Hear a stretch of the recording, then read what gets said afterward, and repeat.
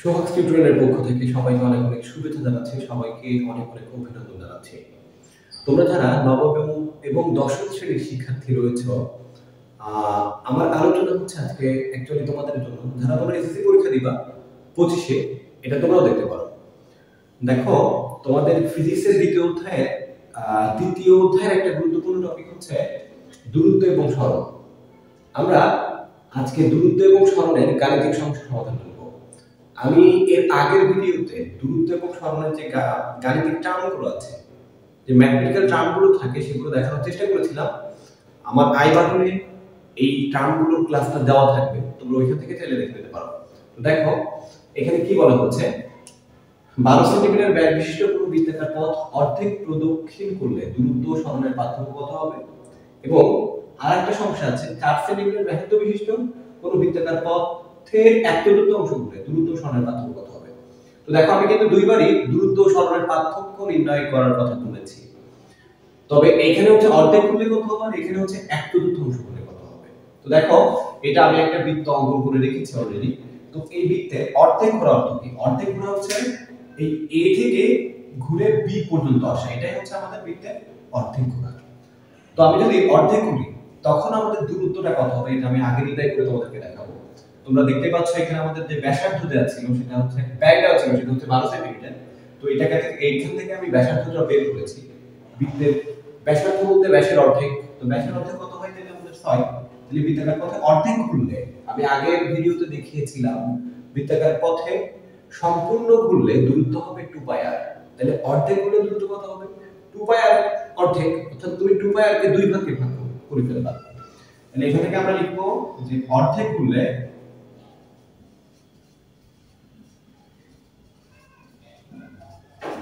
দূরত্ব হবে, দেখো 2πr হচ্ছে সম্পূর্ণ ঘুরবে। এবার অর্ধেক বলেছে বলে এখানে আমরা কত দ্বারা ভাগ করব? 2 দ্বারা ভাগ করব। তাহলে 2 2 কাটাকাটি করলে এখানে কিন্তু কত থাকবে? πr। এটা হচ্ছে আমাদের অর্ধেক ঘুরলে দূরত্ব। তো দেখো, এখানে আমাদের r এর মান কত দেওয়া আছে? 6, অর্থাৎ অর্ধেক ঘুরলে দূরত্ব হবে 6 পাই সেন্টিমিটার। এখানে কিন্তু একটা সেন্টিমিটার আছে, একটা সঠিকভাবে বসাতে হবে ফিজিক্সের ক্যালকুলেশনের ক্ষেত্রে। এখন আমরা যদি সরণ হিসাব করি, আমরা যদি এই সমস্যার জন্য সরণ হিসাব করি, তো দেখো তো সরণ অর্থ কি?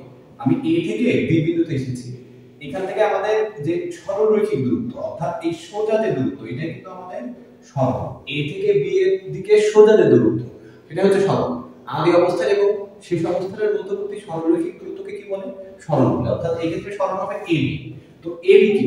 ab তো বৃত্তের ব্যাস, তাই না? তাহলে এখান থেকে আমাদের সরণ কত হবে? Just 2r।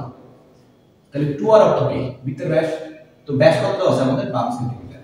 তাহলে এখানে কিন্তু আমরা সরণ পেয়েছি এবং দূরত্ব পেয়েছি। এখন আমি যদি পার্থক্য নির্ণয় করতে যাই, তাহলে পার্থক্য কিভাবে নির্ণয় করব? দেখো, আমাদের এর যে সাংখ্যিক মানটা আছে, তাহলে আমরা পার্থক্য বের করে ফেলি। দূরত্ব এবং সরণের মধ্যে যে পার্থক্যটা আছে, পার্থক্য বের করতেছি। এখন দেখো, আমাদের এখানে যে মানটা দেয়া আছে সেটা হচ্ছে 6 পাই। 6 পাই মান কত?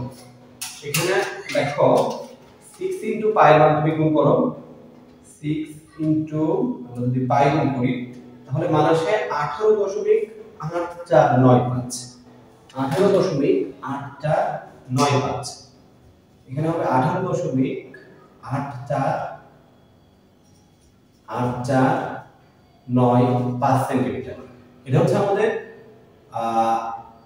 যে দূরত্বটা ছিল সেই দূরত্বের মান। এই দূরত্ব থেকে তুমি কি করবে? এখন এই 12 সেন্টিমিটার বিয়োগ করে দিবে।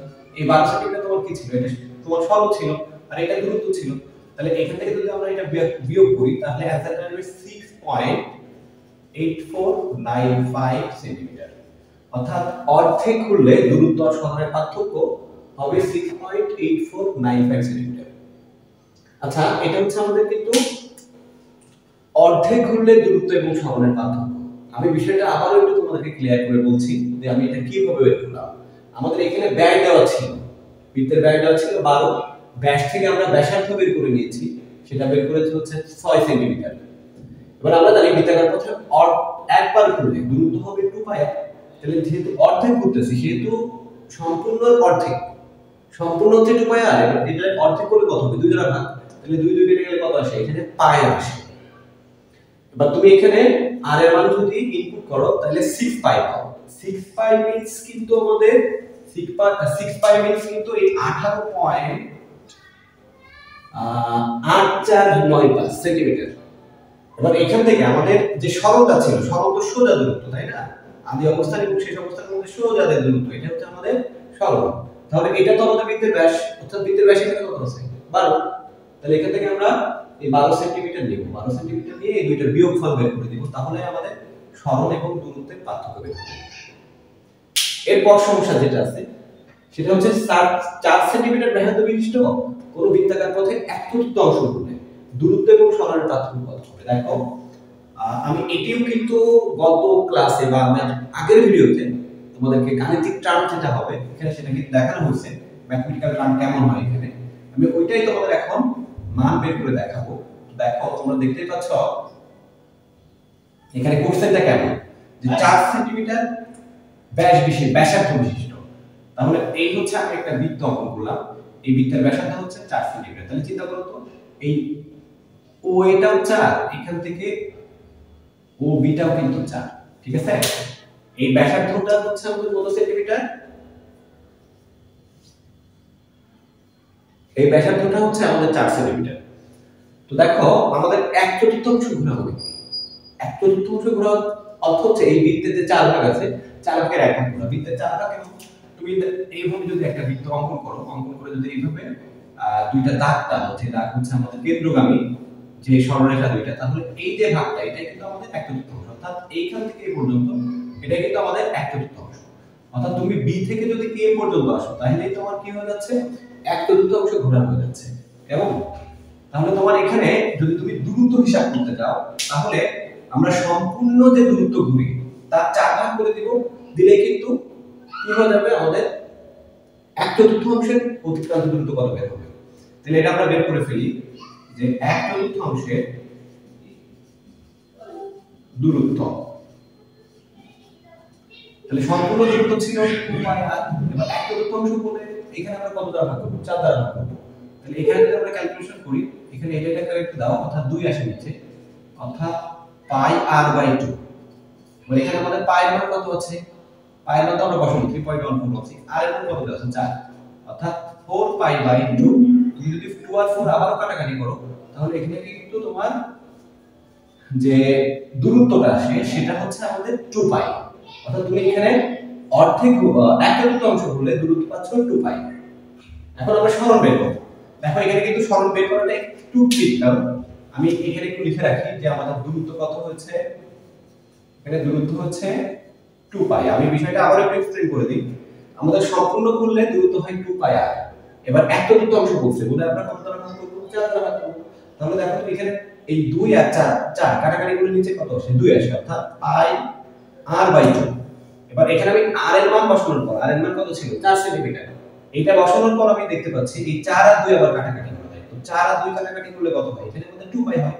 অর্থাৎ 1/4 দূরত্ব হচ্ছে এই 2π। এবার আমি যদি 1/4 সরণ নির্ণয় করতে যাই, তাহলে এখান থেকে সরণটা কেমন হবে?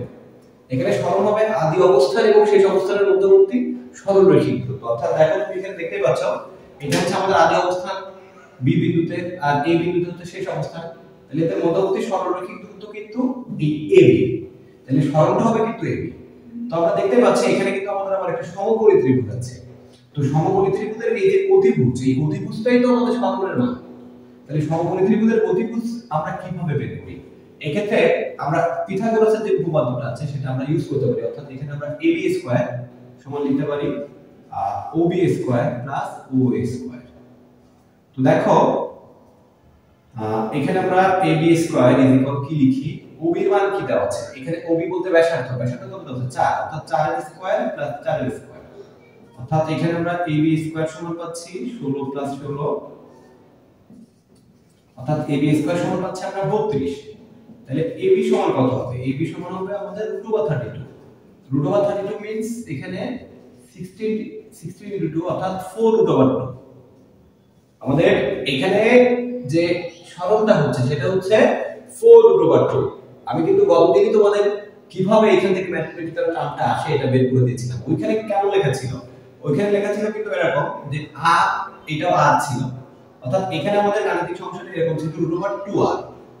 এখানে টার্মটা ছিল সরল সমান রুট ওভার 2r ঠিক একই হিসাব এখানে আমরা 4 রুট ওভার 2 পেয়ে যাই আর এর মান আমাদের 4 দেওয়া আছে একই মান একই বিষয় তো দেখো আমরা যদি এই দুইটা বিষয় এখন বিয়োগ করি তাহলে দূরত্ব হচ্ছে আমাদের 2 পাই 2 পাই বলতে কত আমি এখন বের করে দেখাবো আর সরণ হচ্ছে 4 রুট ওভার 2 তাহলে এই দুইটার বিয়োগফল কত হয় আমরা একটু দেখি এখানে দেখো 2 পাই অর্থ 2 ইনটু পাই এর মান গুণ করতে হবে 6.281 6.281 আমাদের দূরত্বের মান হচ্ছে 6.2831 আর সরণটা কত হচ্ছে দেখি আমরা 4 রুট ওভার 2 এটার মান আসে 5.6568 5.6568 এখন আমরা যদি এই দুইটা বিয়োগ করি তাহলে মানটা কেমন আসে 6.281 এই দুইটা বিয়োগ করলে আসে 0.626 সেন্টিমিটার অর্থাৎ এখানে সরল দূরত্বের পার্থক্য হবে 0.626 সেন্টিমিটার সরল দূরত্বের পার্থক্য হবে 0.626 সেন্টিমিটার আশা করি বিষয়টা তোমরা বুঝতে পেরেছো থ্যাংক ইউ